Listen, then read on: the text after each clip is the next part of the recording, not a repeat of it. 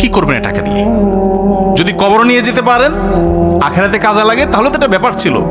তা তো পারবেন না। আপনি বলবেন না পারলে কি হয়েছে, ছেলে মেয়ে খাবে, ছেলে মেয়ে ভোগ করবে নিশ্চিত। বহু মানুষ সম্পদ রেখে চলে গেছে, তার ছেলে মেয়েরা ভোগ করতে পারে নাই, হাতে বুতে অন্য মানুষ খেয়ে ফেলছে, আছে না নাই? সবচেয়ে বড় হতভাগাকে জানেন? আল্লাহর জমিনে সবচেয়ে বড় দুর্ভাগা, সবচেয়ে বড় বেয়াকুব এবং নির্বোধ মানুষ হলো সে, যে যাদের জন্য চুরি করবে তারাও সে দায় নিবে না। কিয়ামতের দিন ছেলে আয়সা বলবে না, আব্বা চুরিদারি ডাকাতি 2 নম্বরই যা করছেন, ঘুষ সুদ যা খাইছেন আমাদের জন্যই তো খাইছেন, আল্লাহ আমার আব্বারা জাহান্নামে দিয়ে না, আমাদের নিয়ে যান। বলবে না ভাই, কোরআন বলেছে ইয়াউমা ইয়াফিরুল মারউ মিন আখিহি ওয়া উম্মিহি ওয়া আবিহি ওয়া সাহিবাতিহি ওয়া বানি। সন্তান বাপকে দেখে মাকে দেখে পালাবে, যে না জানি আজকে কোনো কিছুর জন্য ধরে। সবাই ইয়ানফসি করবে।